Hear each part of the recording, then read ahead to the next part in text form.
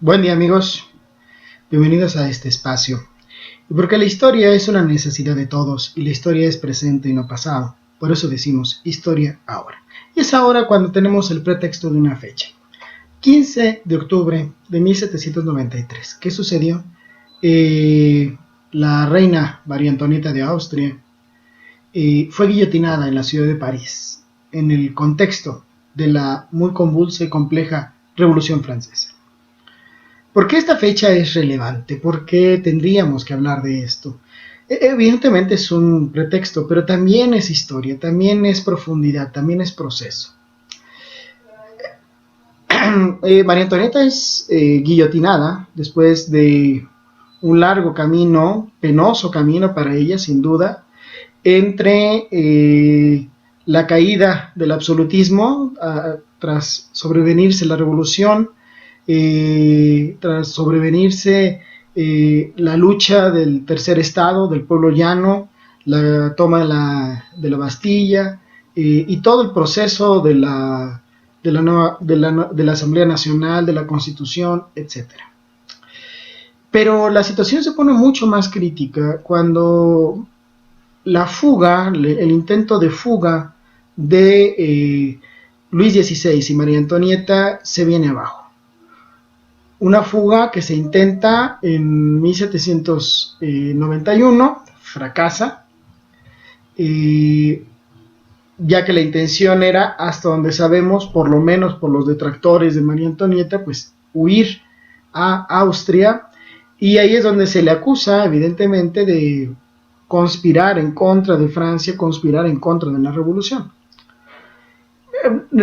Sin duda que María Antonieta aspiraba a restaurar el absolutismo, sin duda que aspiraba a derrocar a la revolución ya en el poder, pero realmente nunca hizo una política precisa, planificada para la contrarrevolución. Sin embargo, así fue vista por los revolucionarios, y este intento de fuga fallido, pues es lo que la va a llevar a ella finalmente a ser guillotinada. Primero su marido, Luis XVI, en 1792, y después ella, repito, en un penoso camino de encarcelamiento, de interrogatorios, de enjuiciamiento, de ser aislada de sus hijos, bueno, finalmente es guillotinada. Y al final va a quedar como el sello de la revolución en contra del absolutismo, pero también el sello de la revolución en contra de la inmoralidad de la clase aristocrática y también de la presencia de potencias extranjeras en la Francia revolucionaria.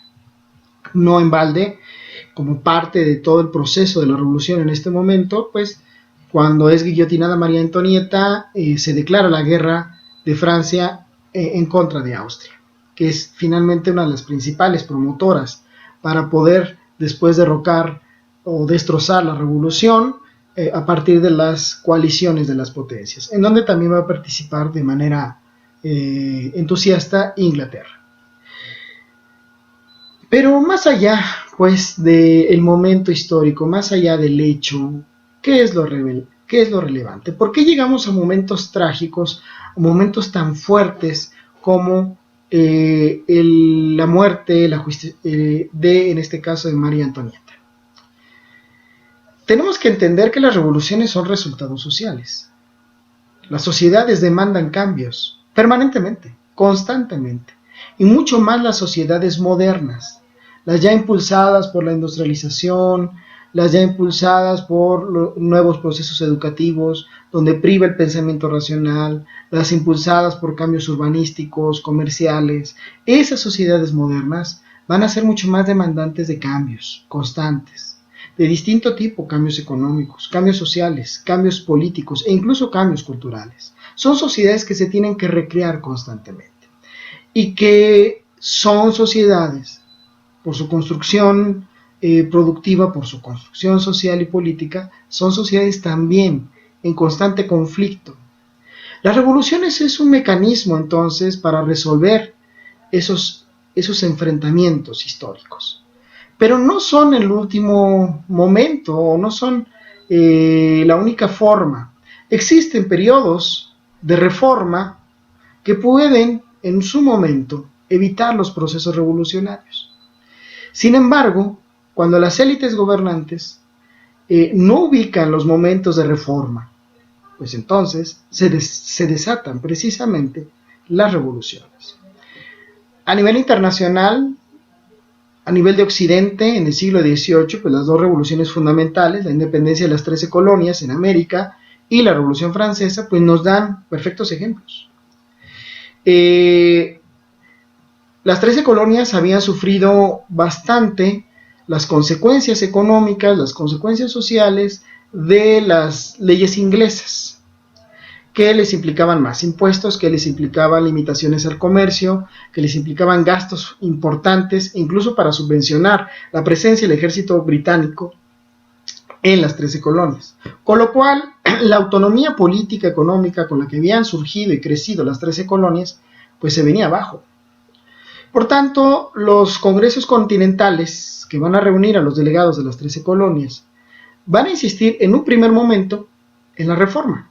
El tono de las demandas, de la petición y de las propuestas de los dos primeros congresos continentales de las 13 colonias va a ser el de reforma.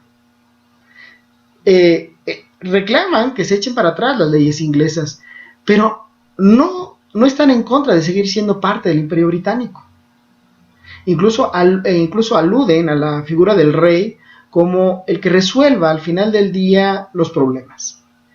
Sin embargo, la monarquía británica, el parlamento, no entienden en qué momento están, no entienden a qué nivel de desarrollo político y de inconformidad política habían llegado las 13 colonias.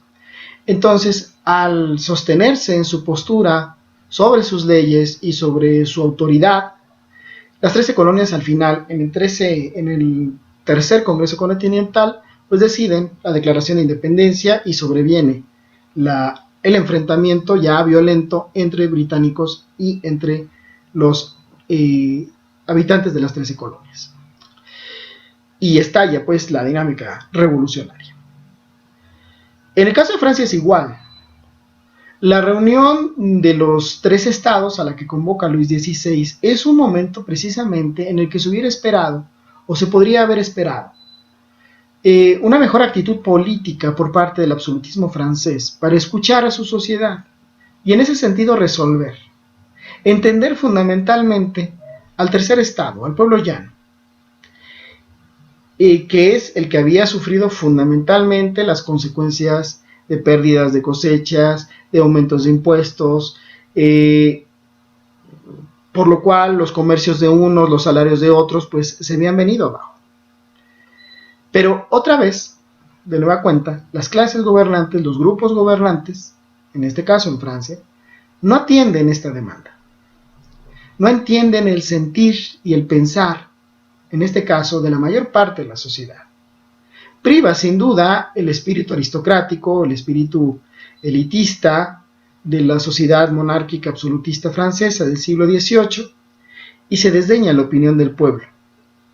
Entonces el pueblo reacciona. Y el pueblo no solamente en términos de su masa crítica, que tenía un cierto nivel de información que le permitía actuar políticamente, sino también de la masa popular, de la masa común, que es la que finalmente hace estallar las cosas con la toma de la Bastilla. Y entonces se pierde el momento de la reforma y se va al momento revolucionario. Si revisamos las revoluciones de la era moderna, por lo menos desde la Revolución Francesa, en Europa, en América, vamos a encontrar que siempre hubo un momento en que se pudo haber atendido el sentir de las sociedades, el pensar de las sociedades, y avanzar por momentos de reforma. Cuando no se establece eso, se abren los momentos revolucionarios. Porque al final del día las revoluciones se abren no solamente por la situación social. La pobreza no empuja revoluciones, no. Las revoluciones se dan ahí donde los consensos se rompen, donde la legitimidad se ha perdido. Y esa legitimidad y esos consensos se rompen cuando los grupos o las clases dominantes no atienden y no resuelven, por tanto, la situación de la sociedad. Esa sociedad entonces entra, como diría muy bien Norberto Bobbio, entiende el momento de la ingobernabilidad. Cuando un Estado se entra en la situación de la ingobernabilidad, cuando a las demandas de la sociedad no corresponde la respuesta del Estado. Y entonces ahí se presentan los momentos, o el momento de reforma, o, finalmente, el momento de las revoluciones. Lo que no se puede evitar son los cambios. Eso ha quedado muy claro en los últimos siglos. Y hoy opera. Hoy en México cuadra mucho el aspecto de la ingobernabilidad. El Estado no resuelve en la medida en que se demanda por parte de la sociedad. Y, por tanto, se abre la necesidad o de las reformas o de la revolución. Pareciera que el momento de las reformas también ya pasó.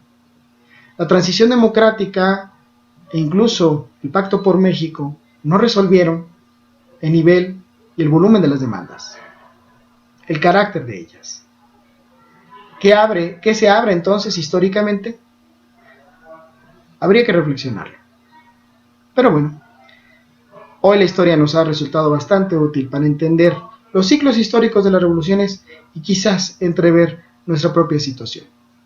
Por eso, amigos, decimos que la historia es una necesidad de todos. Y porque la historia es presente y no pasado, por eso decimos historia ahora. Nos vemos la siguiente. Gracias.